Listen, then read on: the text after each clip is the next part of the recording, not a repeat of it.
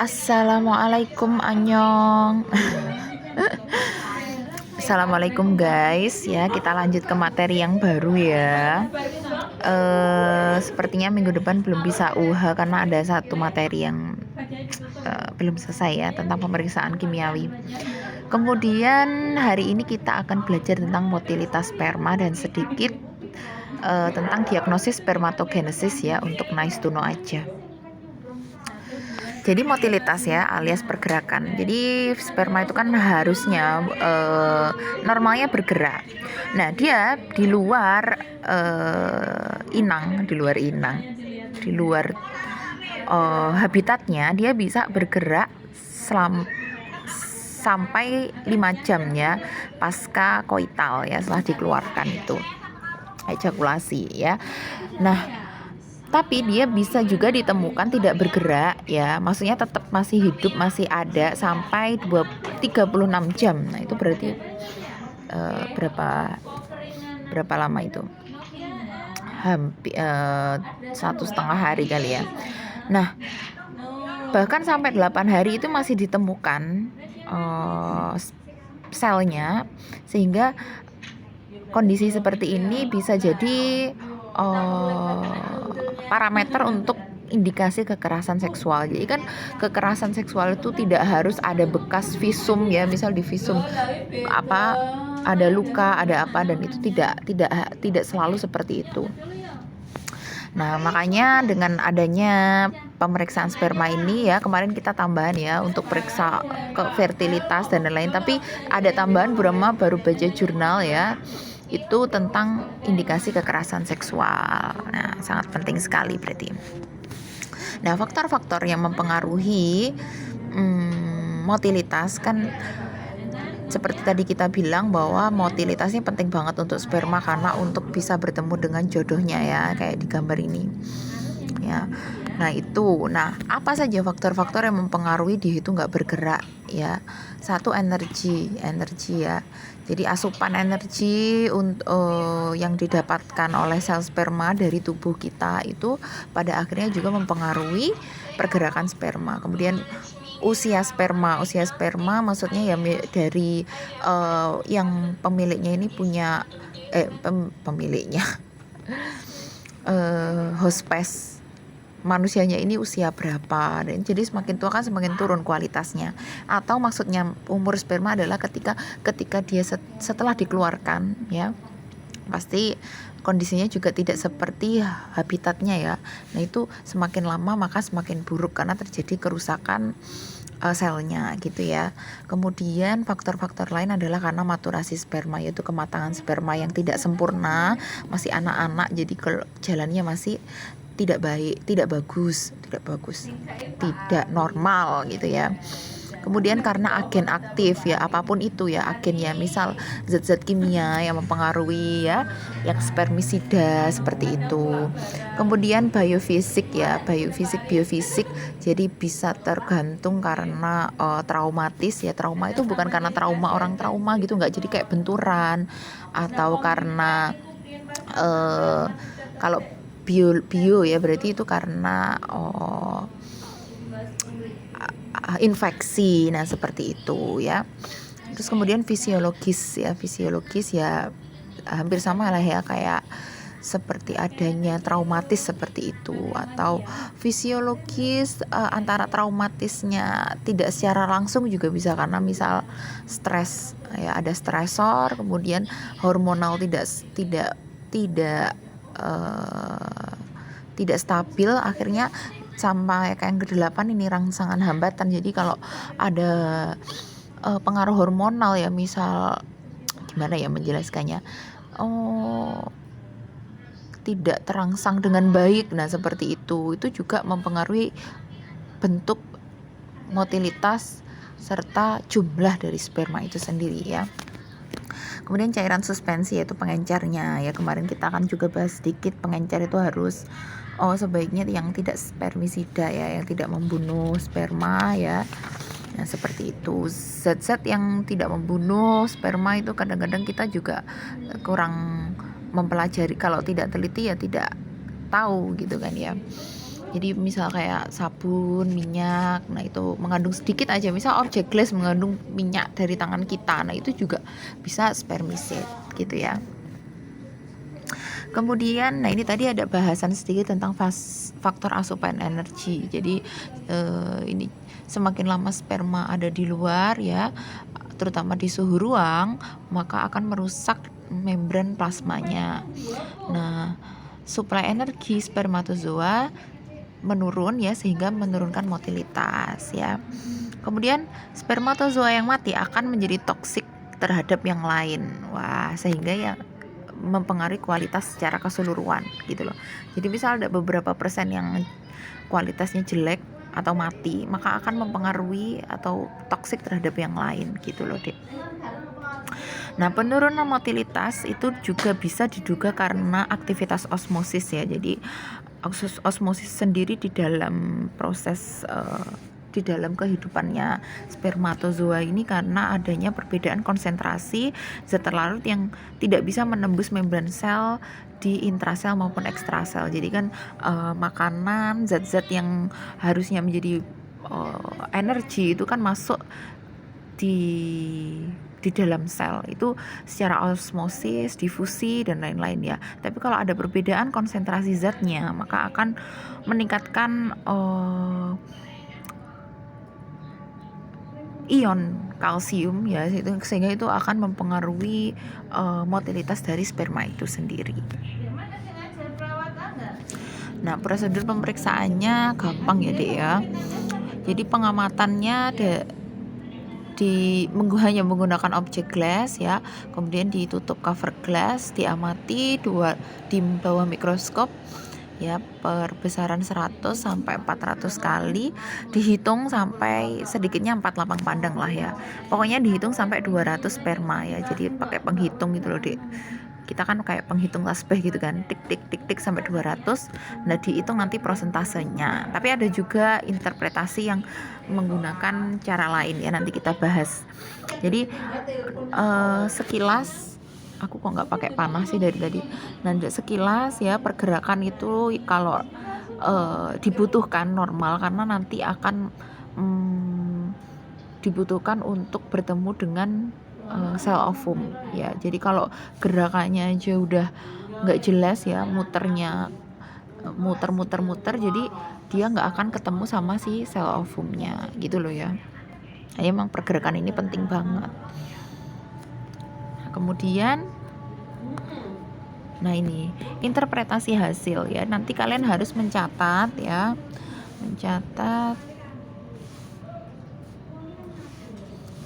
sperma yang geraknya maju atau forward progression ya. Kemudian yang hanya bergerak atau yang tidak bergerak sama sekali. Nah, pergerakannya masih dibedakan lagi ya. Manakah yang progresif dan mana yang non progresif. Yang progresif artinya dia itu bergeraknya aktif ya. Dia bisa bergerak maju atau membentuk lingkaran besar ya, lingkaran besar. Jadi gerakannya nggak mumet gitu loh, Dek. Nah, kalau non progresif ini lingkarannya kecil, jadi tidak jelas arahnya kemana, bahkan yang gerak mungkin hanya flagelanya saja atau ekornya saja. Kemudian berputar-putar yang gimana ya gambarannya, jadi berputar-putar, terus maju, berputar-putar, nah seperti itu ya. Terus kemudian yang imotil berarti sama sekali tidak bergerak ya. Nah, ini ada kategori di mana dia adalah normal ya, normal jika ya, ini sebenarnya kategori normal juga beda-beda ya, tiap lab dia pakai panduan yang mana gitu kan ya. Kalau dia pakai referensi progressive motility atau PR ya, dia harus di atas 32%. Nah, atau dia perhitungannya pakai forward progression atau dia bergeraknya harus maju ya, berarti harus lebih dari 50% dikatakan normal. Karena kalau di bawah 40% ya, ini teori umum itu dikatakan astenozoospermia ya, astenozoospermia. Jadi dia tidak motil di bawah 40%. Seperti itu ya. Terus ini ada kategori lain ya, apabila ada non progresif ya.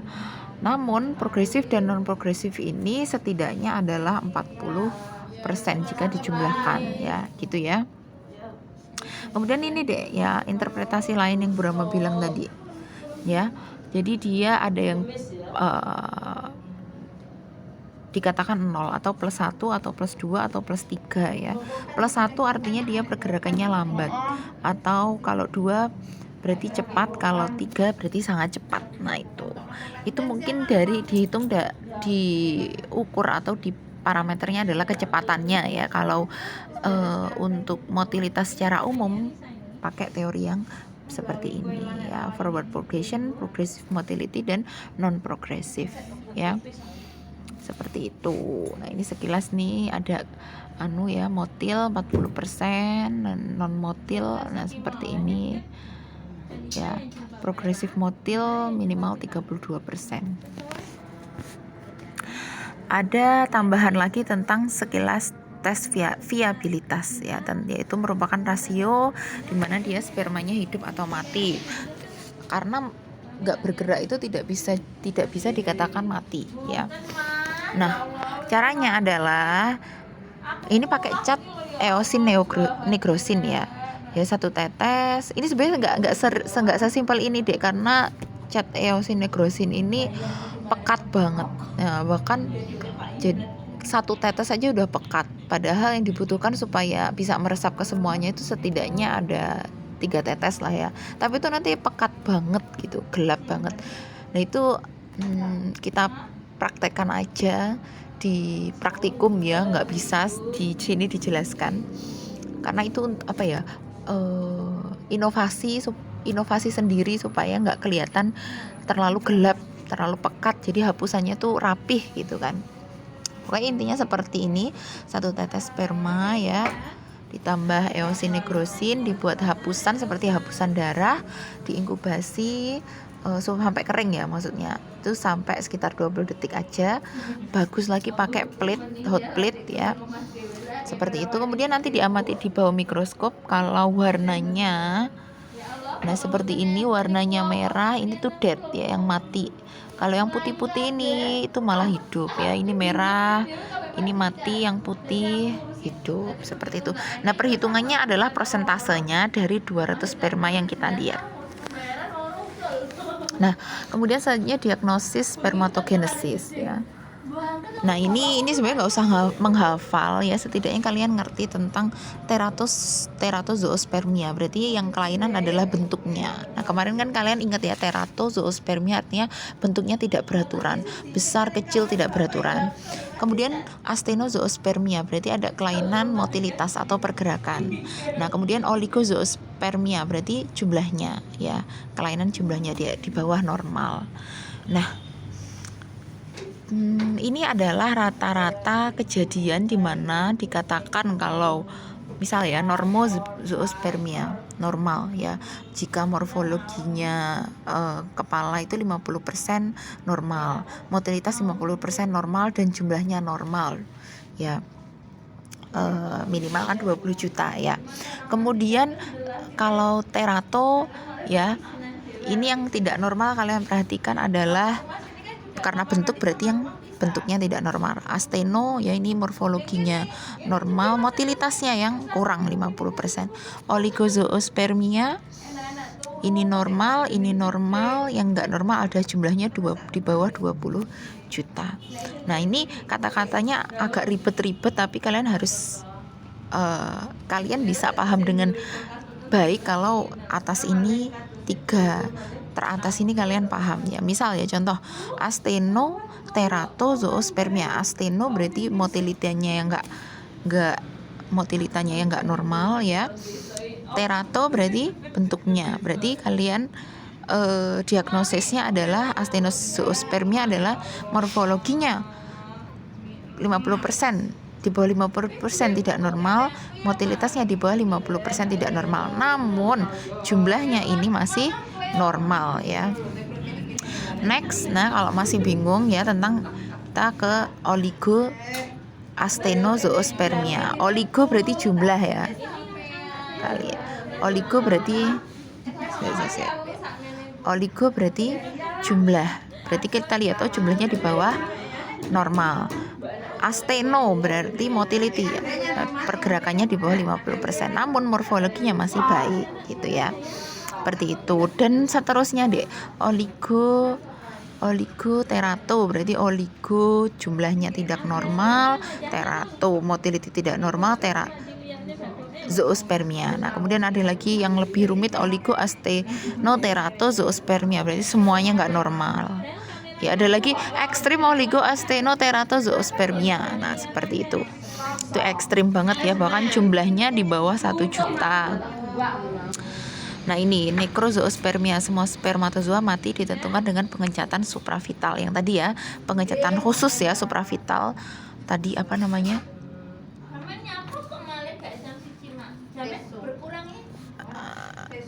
Nah, ini tes viabilitas atau pakai eosinekrosin. Kemudian zoospermia ya, tidak ditemukan spermatozoa, namun kan harus di sentrifus dulu ya. Kemudian rhizome ya, ringkasan yang kita pelajari ya. Singkatnya, pemeriksaan yang kita lakukan adalah pemeriksaan makroskopis dan mikroskopis. Makroskopis apa saja kalian masih ingat? Mikroskopis yang penting adalah jumlah, kemudian motilitas dan morfologi.